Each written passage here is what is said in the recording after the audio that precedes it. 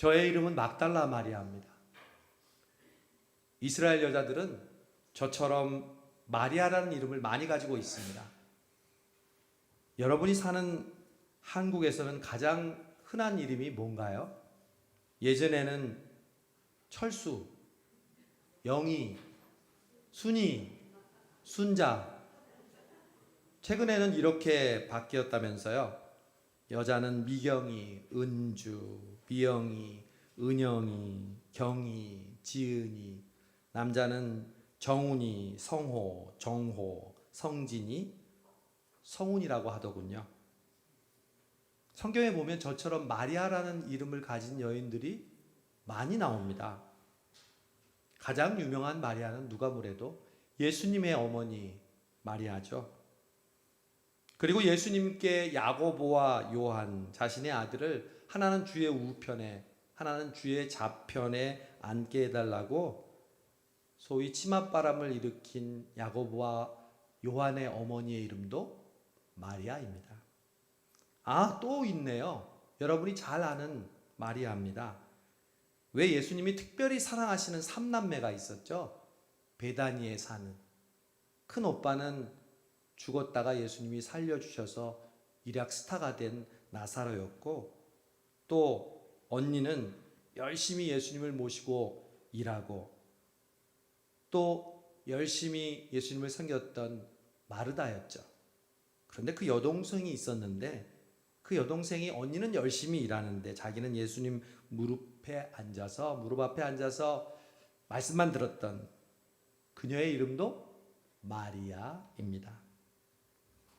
그런데 이런 똑같은 이름을 우리는 어떻게 구분하는지 혹시 여러분은 아십니까?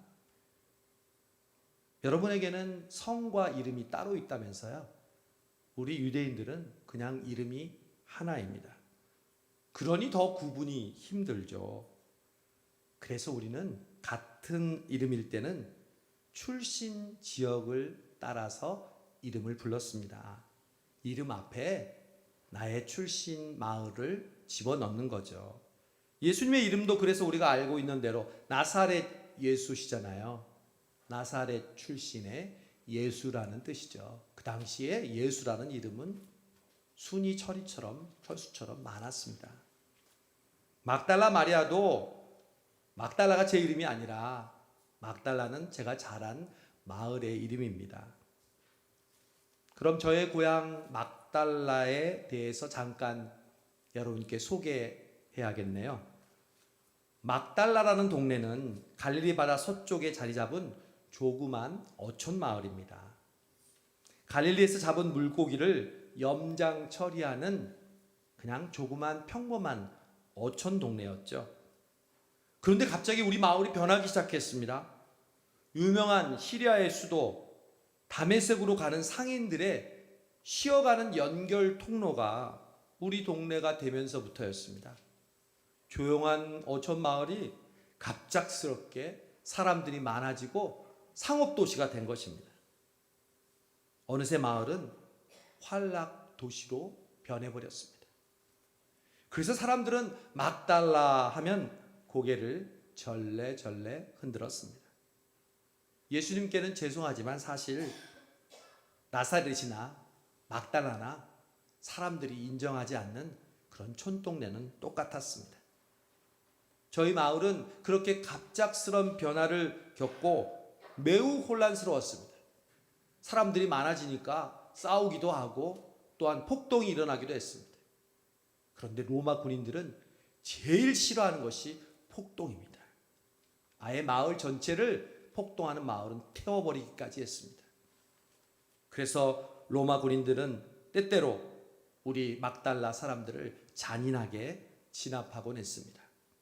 그러다 보니 우리 막달라 사람들은 점점 거칠어지고 사나워지기 시작했습니다. 그런 막달라에서 자라난 저의 인생은 둘로 나눈다면 예수님을 만나기 전과 예수님을 만난 후로 나눌 수 있습니다. 저는 예수님을 만나기 전에 사람들에게 불리던 별명이 있었습니다.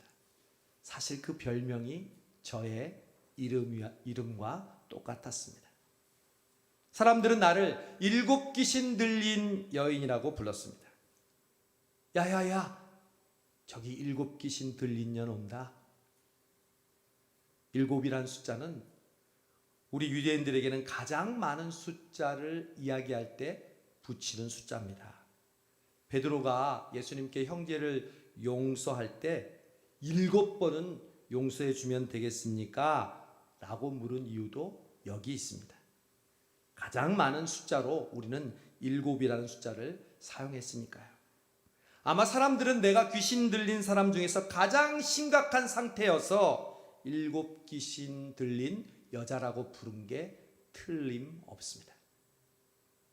네, 저의 상태는 그렇게 심각했습니다. 늘 불안해서 다리를 떨고 잠시도 가만히 있지 못하다가 갑자기 뛰쳐나가서 소리를 질렀습니다. 그리고 다시 잠잠해지는가 하면 소리를 내어서 울었습니다. 불안과 분노, 원망과 두려움, 상처와 아픔, 그리고 절망. 매일 그렇게 복잡하고 다양한 감정들이 나를 분열시키고 나를 미치게 하고 나를 우울하게 만들었습니다. 어느 때는 불안한 비둘기처럼 이리저리 왔다가 갔다가, 그러다가 갑자기 분노가 솟구쳐 오르기 시작하면 배고픈 사자처럼 피가 끓어올라 머리를 풀어헤치고 온 동네를 소리 지르며 뛰어다녔습니다. 그러다가 또 갑자기 마음이 가라앉으면 슬픈 마음을 주체할 길이 없어 늙은 당나귀처럼 하염없이 울고 또 울었습니다. 이따금, 아주 이따금이지만 잠깐 동안 제가 제정신으로 돌아오는 때가 있었는데, 그때 내 주변에는 아무도 없었습니다. 가족도 친구도 이웃도 아무도 없었습니다. 나를 좋아하기는커녕 가까이 하려고 했던 사람은 아무도 없었으니까요. 나는 이런 모습이 너무 싫었습니다. 그냥 죽어버릴까? 그런 생각도 했습니다. 사람들은 나를 멀찍이 보자마자 피해가기 바빴습니다.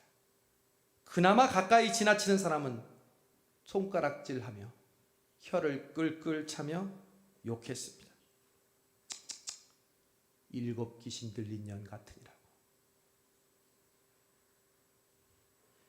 여러분 가운데 혹시 저와 같은 복잡한 감정의 변화를 남들에게 숨긴 채 힘들게 살고 있는 분이 있지 않습니까? 교회에서는 예배하고 기도하고 봉사하고 있지만 그 가면을 벗고 나의 가정과 일터에 가서는 거침없는 여러분의 감정을 드러내면서 함부로 말하고 화내고 짜증내고 혹은 갑자기 입을 다물고 아무와도 이야기하지 않고 혼자 지낸 적은 없으십니까? 그렇게 순간순간 변하는 자신의 모습과 복잡한 감정이 여러분을 분열시키고 지치고 좌절하고 우울하게 만들고 있지는 않습니까? 제가 그랬습니다. 그런데 희한한 건 말이죠, 그런 나와 같은 사람들을 주위에서 보면 그들이 치근해지기보다는 오히려 미워진다는 것입니다. 그들을 향해 손을 내밀기보다는 타고 있는 불에 기름을 붓듯 괜한 화풀이를 그들에게 하고 싶어지는 겁니다. 그들을 공감하기는커녕 그들을 비난하고 험담하면서 소외시키고 그들을 무시했습니다. 나랑 똑같이 지금 아파하고 있는 걸 알면서도 말이죠. 그러던 어느 날 제 인생에 잊을 수 없는 날이 찾아왔습니다. 그날도 나는 멍하니 길거리를 정처 없이 떠돌아다니고 있었습니다. 그나마 그날은 상태가 좋은 편이었습니다. 그날도 나는 집을 뛰쳐나가 소리 지르며 거리를 달리고 있었습니다. 나는 달릴 때가 가장 행복합니다. 땀이 온몸에 젖고 숨이 끊어질 것 같은 그 고통이 오히려 나는 좋았습니다. 달리는 순간 옆에 있는 나무들이 휙휙 지나가는 것처럼 달리는 그 순간에는 나를 손가락질하며 욕하는 사람들을 의식하지 않아도 되기 때문이었습니다. 그렇게 한참을 뛰어다니다가 멈췄습니다. 가쁜 숨을 몰아쉬고 헐떡이고 있었습니다. 귀는 멍멍하고 지나가는 사람들은 막대기처럼 보이던 햇살 뜨거운 날이었습니다. 그때였습니다. 바로 내 앞에 수많은 사람들이 지나가고 있었습니다. 이제까지 이렇게 많은 사람들을 별로 본 적이 없었습니다. 그런데 그 많은 무리들 앞에는 한 남자가 있었습니다.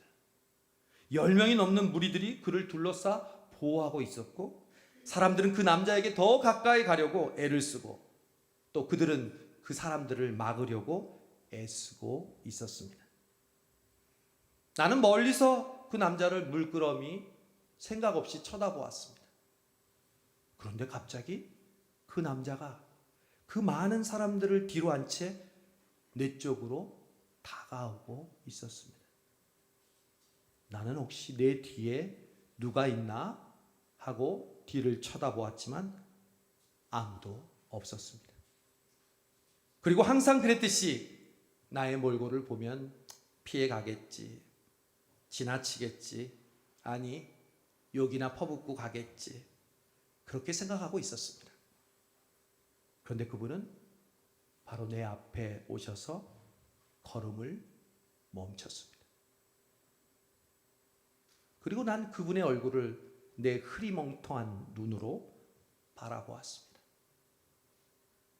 그분은 온화한 미소로 나를 바라보고 있었습니다. 내 일생, 지금까지 그런 눈으로 나를 바라보는 사람은 한 명도 없었습니다. 그런 눈빛은 처음이었습니다. 그분은 나를 보고도 여느 사람처럼 이맛살을 찡그리거나 욕을 내뱉지 않았습니다. 그분은 그렇게 나를 잠시 동안 그윽한 눈으로 바라보았습니다. 그 눈빛을 저는 잊을 수 없습니다. 그런데 갑자기 나의 심장이 뛰기 시작했습니다. 달릴 때만 뛰었던 그 심장이 지금은 그냥 가만히 있는데도 쿵쿵대기 시작했습니다. 그리고 평소에 울부짖던 그 눈물이 아닌 아직까지 한 번도 흘려보지 못한 다른 눈물이 내 눈에서 흘리기 시작했습니다. 그리고 그분이 내 머리에 그의 손을 얹는 순간 내 몸을 짓누르고 있던 철갑이 벗겨지듯 나의 몸은 날아갈 듯 가벼워졌습니다. 그리고 그분은 나에게 말씀하셨습니다. 나를 따르라. 그 이후로 나의 인생은 완전히 변했습니다. 나는 그 이후 한 번도 예수님을 떠나지 않았습니다. 예수님 곁에 그림자처럼 예수님을 따라다니면서 예수님과 예수님의 제자들을 위해 음식과 필요하신 것들을 힘 닿는 대로 공급했습니다. 그것이 나의 기쁨이고 행복이었습니다. 사랑하는 사람에게 봉사하는 것만큼 행복한 일이 없다는 걸 여러분은 잘 아실 것입니다. 그러는 가운데 예수님은 점점 더 유명해지셨고, 예수님은 주무실 시간도 식사하실 시간도 없이 바쁘게 움직이셨습니다. 덩달아 주님을 대접하는 나와 다른 여인들도 바쁘게 움직여야만 했습니다. 한편 예수님의 제자들은 마치 자신들의 시대가 올 것처럼 서로가 높아지려 어깨에 힘을 주고 종종 다퉜습니다. 하지만 나는 그런 데는 관심이 없었습니다. 내 평생 그렇게 예수님을 가까이서 모실 수만 있다면 오직 그것이 나의 행복이자 나의 기쁨이었기 때문입니다. 그러던 가운데 유월절이 다가왔습니다. 그날은 유월절 전날 밤이었습니다. 예수님은 제자들과 마가의 다락방에서 유월절 식사를 준비하게 하셨습니다. 저희는 급히 유월절 만찬을 준비했고, 예수님은 떡과 포도주를 제자들에게 나누어 주시기 전에 저희에게 물과 대야와 수건을 가져오라고 하셨습니다. 무슨 일일까? 궁금했지만 시키시는 대로 물동이와 대야를 가져다 드렸더니, 글쎄 여러분, 예수님이 제자들의 발을 씻기시는 것이 아닙니까? 저는 그 모습을 보고 또 눈물을 왈칵 쏟았습니다. 마치 예수님이 제 더러운 발을 씻겨주는 것 같았습니다. 이윽고 식사를 마치고 예수님은 겟세마네 동산에서 기도하러 제자들과 함께 밤늦게 나가셨습니다. 그런데 새벽 아침, 갑자기 문을 두드리는 소리에 잠 깨어 가보니 누군가 믿지 못할 소식을 우리에게 전해 주었습니다.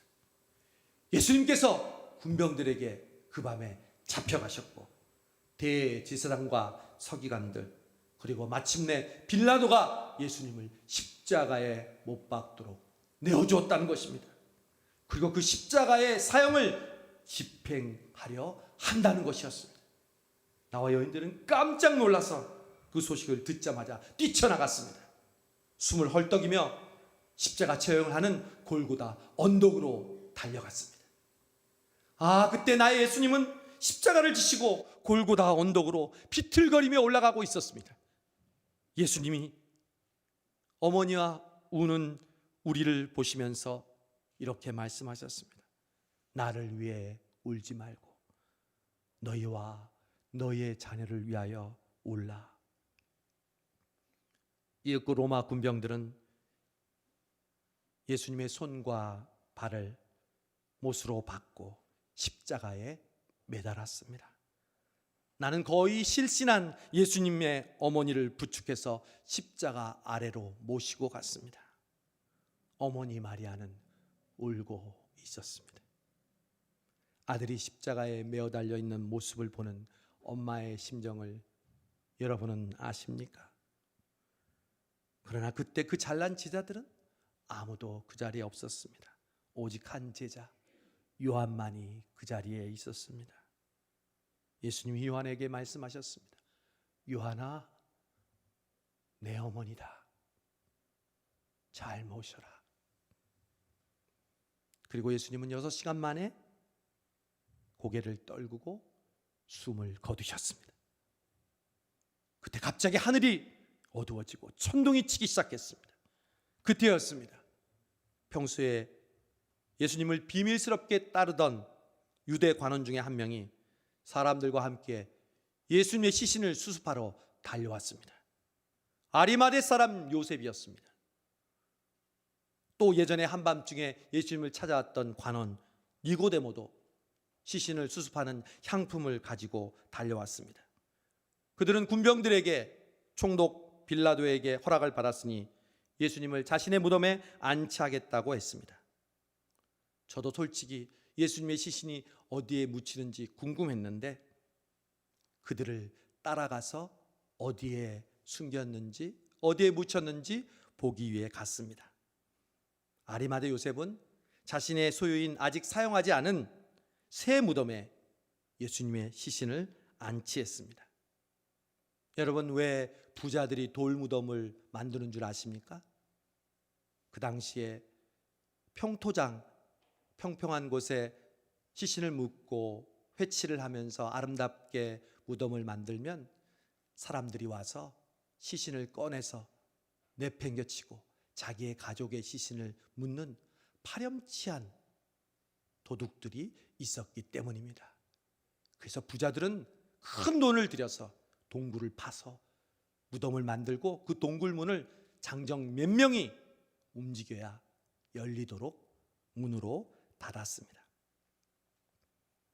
저는 그날이 토요일이어서 다시 무덤으로 가고 싶었지만 참고 있다가 안식 후 첫날, 여러분들이 지금 지키는 주일날 예수님의 시신이 묻힌 그 무덤을 향해 새벽에 떠났습니다.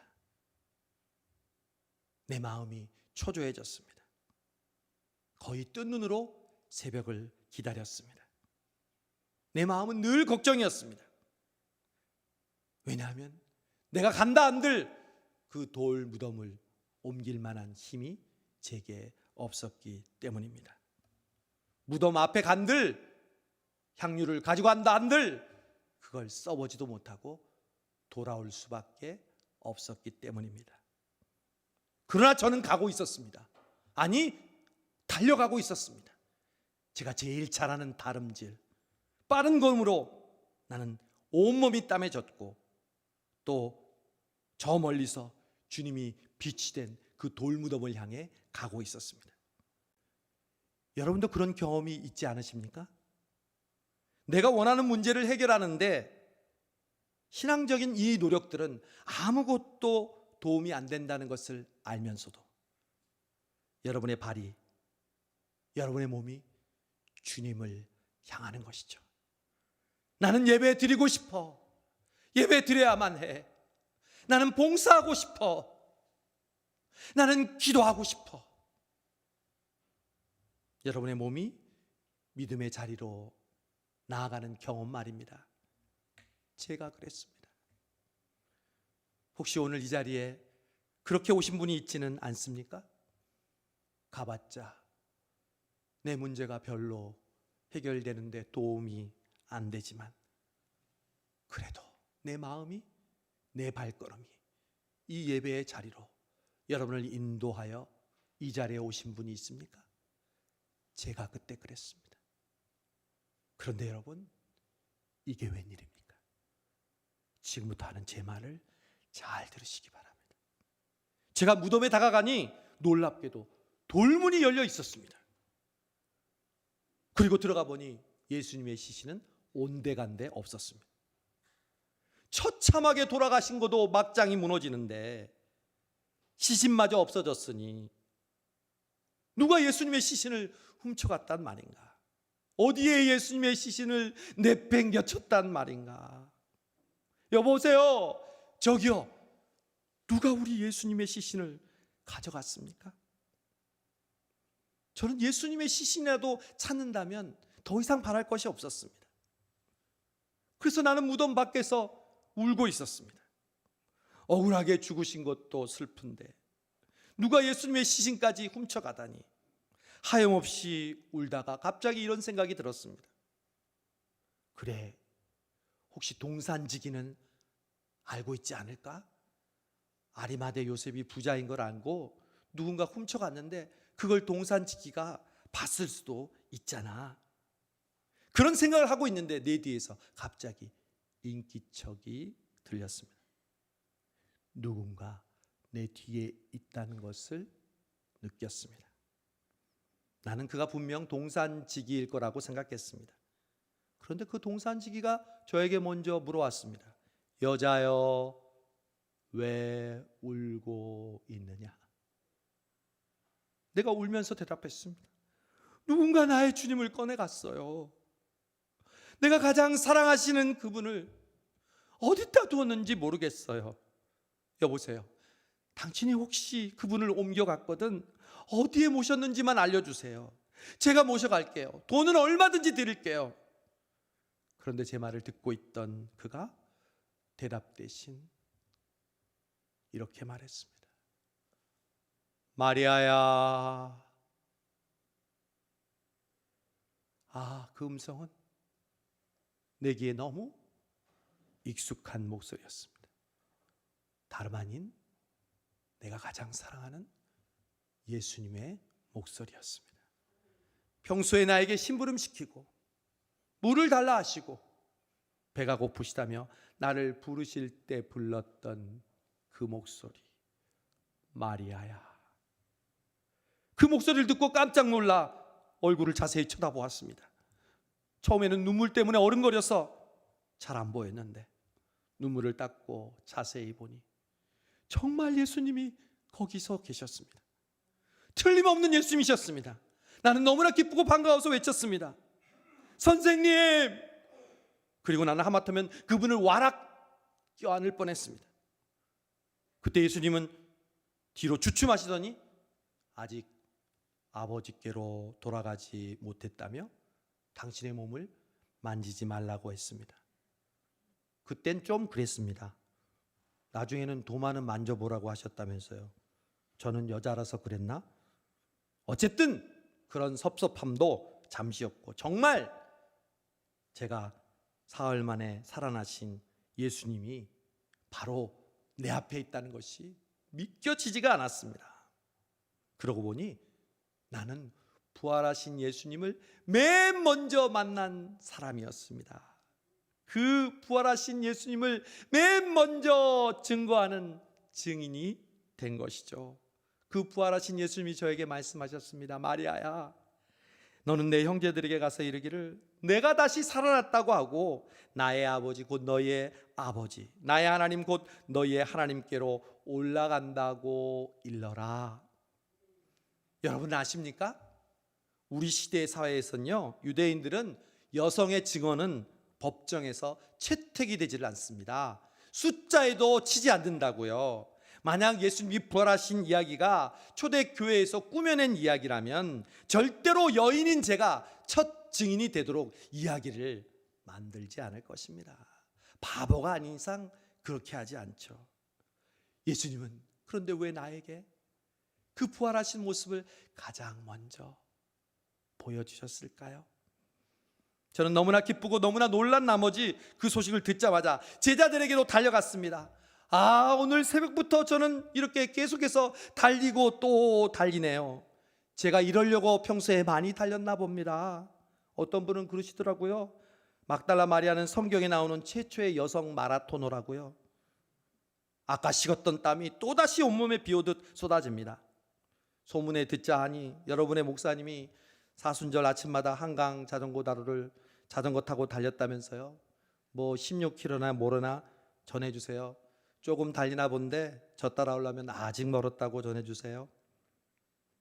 제자들에게 저는 도착해서 숨을 고르기도 전에 헐떡이며 말했습니다. 주님께서 살아나셨어요.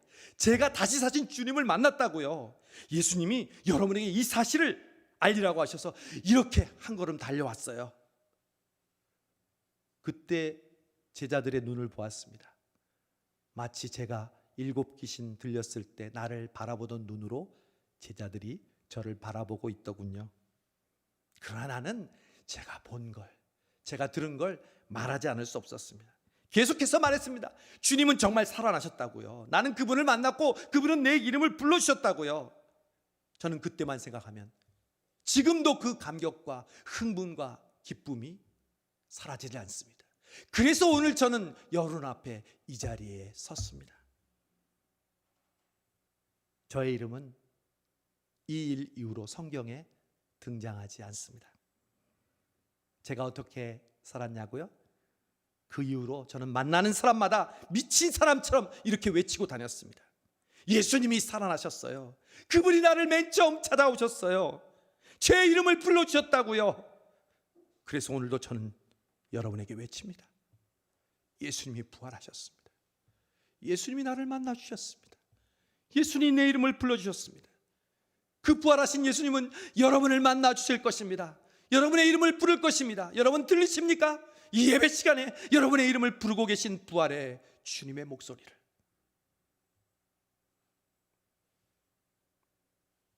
제가 듣자 하니 성수동교회는 사순절과 고난주간 그리고 은혜의 부활절을 보냈다고 하더군요. 성수동교회 성도 여러분, 부활의 주님을 만나고 저와 같이 미친 사람처럼 이 소식을 알리고 싶지 않으십니까? 이 한 주간 막달라 마리아 저처럼 부활의 주님을 외치고 전하고 달리는 성수동 교회 성도 여러분 되시기를 바랍니다. 기도하겠습니다. 부활하신 주님 감사합니다. 막달라 마리아처럼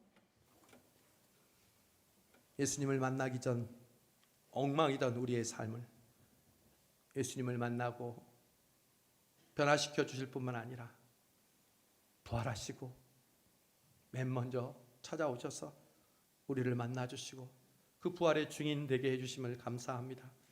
성수동교회가 여기 있는 성도들이 오늘 세례식과 성찬 예식을 하면서 그 부활의 증인으로 살아가기로 결단하는 우리 모두가 되게 하여 주옵소서. 예수님의 이름으로 기도하옵나이다. 아멘.